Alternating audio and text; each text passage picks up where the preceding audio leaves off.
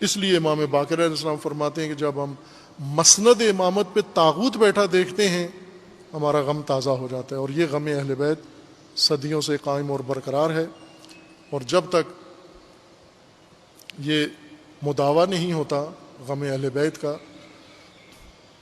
ہم نے بہت سارے اور مضمون سنے ہوئے ہیں کہ مثلا اہل بیت کو فدق کا بہت غم ہے. فدق وہ باغ جو خلیفہ اول نے لے لیا تھا اور عمر ابن عبدالعزیز نے واپس کیا، اور اس کے بیٹے نے دوبارہ پھر اہل بیت سے لے لیا. بیچ میں امیر المومنین کا 4 سالہ دور گزرا ہے حکومت کا، اس میں امیر المومنین نے نہیں لیا. اور امام موسیٰ کاظم علیہ السلام جب عمر ابن عبدالعزیز کی طرح، چونکہ عمر ابن عبدالعزیز کی ایک بڑی شخصیت بن گئی تھی اس اپنے عادلانہ نظام کی وجہ سے اور عادلانہ حکومت کی وجہ سے، ایک بہت بڑا تحول انقلاب آیا تھا اس شخصیت کے اندر. بنو امیہ میں سے، آل مروان میں سے ہونے کے باوجود اس شخص میں بہت بڑی تبدیلی عملی بھی آئی اور فکری طور پر بھی، اور اقدامات بھی کیے. ان اقدامات میں سے ایک یہ اقدام کیا کہ لان تان بند کروائی جو بنو امیہ کی منحوس میراث تھی، اور فدق واپس کیا. وہ یہ سمجھ رہا تھا کہ اہل بیت کا اتنا ہی حصہ بنتا ہے، فدق ہے اور یہ باغ ہے، یہ کھجوریں واپس کر دیں تو ان کا حق ادا ہو گیا. اب ہم اللہ کے ہاں مجرم نہیں ہیں فدق واپس کر کے. بنو عباس میں ہارون الرشید نے یہی کردار ادا کیا. عمر ابن عبدالعزیز میں حقیقی تبدیلی تھی، وہ ایکٹنگ نہیں تھی، واقعاً اس شخصیت کے اندر تبدیلی آ گئی تھی. وہ ابھی حاکم نہیں بنے تھے عمر ابن عبدالعزیز. مدینہ میں ان کا والد گورنر تھا مدینہ کا، اور یہ والد کے ساتھ جوانی میں والد کے ساتھ مدینہ میں تھے.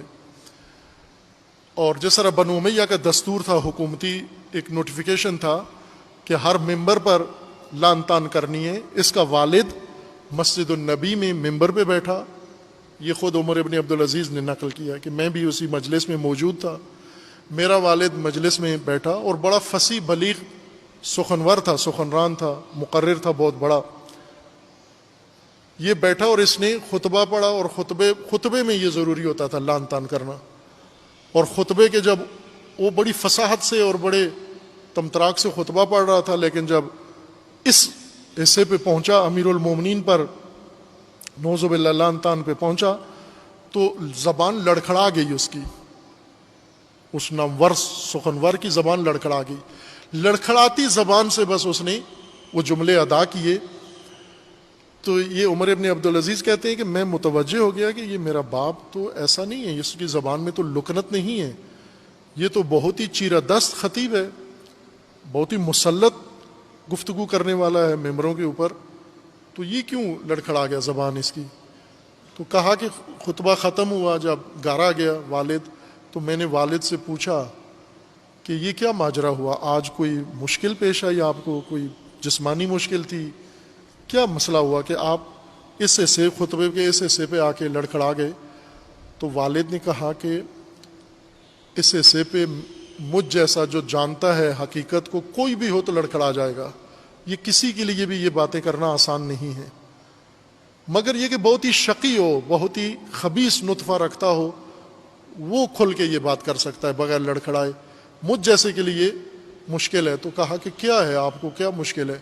کہا کہ میں نے سنا ہے، معتبر طریقوں سے سنا ہے، جس شخصیت پہ ہم سے لان کروائی جا رہی ہے ان کے بارے میں رسول اللہ کے اقوال ہمیں معتبر طریقوں سے لوگوں نے بتائے ہیں، لیکن یہ سیاست ہے ہماری اور ہمیں یہ کرنا پڑتا ہے.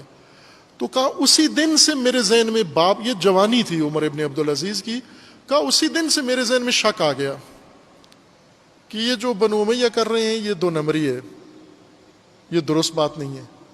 جب ان کو پتہ ہے اصل بات، راز کی بھی ان کو پتہ ہے، اور پھر بھی یہ مذموم حرکت کر رہے ہیں.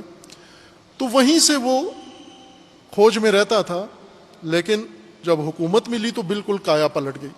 ہارون الرشید نے ایکٹنگ شروع کی، چونکہ عمر ابن عبدالعزیز کا ایک بڑا نام ہوا، لوگوں کے اندر بڑا احترام پیدا ہوا. 2 سال حکومت کی، تمام بنو امیہ سے زیادہ محترم مقام پایا. تمام بنو امیہ سے بڑھ کر احترام آتا بنو امیہ کے ماننے والے بھی اس کا زیادہ احترام کرتے تھے دوسرے بنو امیہ کے حکمرانوں سے، اور بنو امیہ کے علاوہ اہل بیت کے ماننے والے بھی احترام کرتے تھے، سب کرتے تھے۔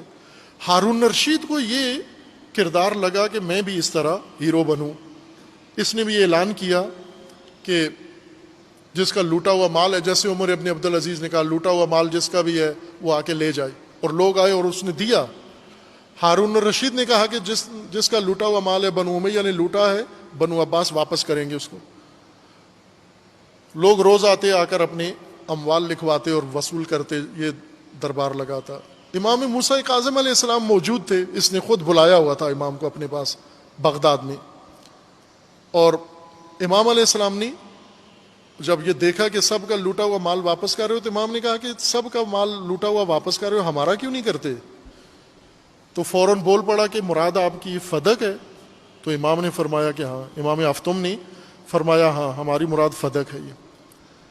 تو کہا تو ٹھیک ہے، آپ حدود معین کرو، میں ابھی آرڈر جاری کر دیتا ہوں آپ کو واپس کر دیں۔ تو امام نے فرمایا سن لو حدود کیا ہیں۔ حدود بیان کی کہ اس طرف سے افریقہ کے ساتھ لگتا ہے، اس طرف سے بحیرہ احمر کے ساتھ لگتا ہے، ادھر سے اوقیانوس ہند کے ساتھ لگتا ہے، ادھر سے فلاں جگہ جا کر لگتا ہے، اب یہ ہمارا فدق ہے۔ تو سمجھ گیا وہ معنی خیز انداز میں سارے لا کے، وہ کہتے ہیں کہ مراد سلطنت ہے آپ کی؟ تو کہا ہاں یہی مراد ہے ہماری، یہ ہمارا حق ہے، یہ ہمیں کیوں نہیں پلٹاتے ہو لوٹا ہوا مال؟ کہا اگر آپ کو دے دوں پھر ہمارے لیے کچھ بچتا نہیں ہے۔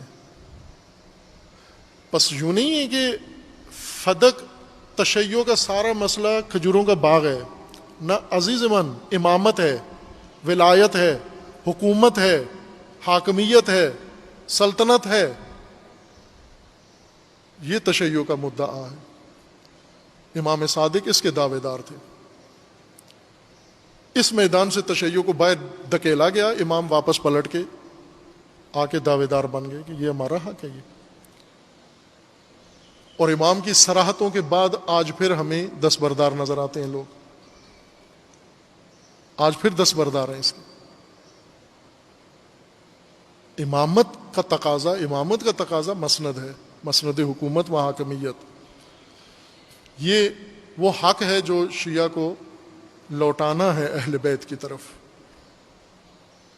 اس دستبرداری کو ترک کر کے دعوے داری شروع کرنی ہے تاکہ یہ حق لوٹ کر آئے، جیسا امام نے کیا، امام راحل رضوان اللہ تعالیٰ علیہ نے یہ کیا یہ کام۔ یہ باقی سرزمینوں پہ تکرار ہونا باقی ہے۔ یعنی عملی جعفری مکتب و تشیع اس کا قیام رہتا ہے، اس کا تولد رہتا ہے ابھی۔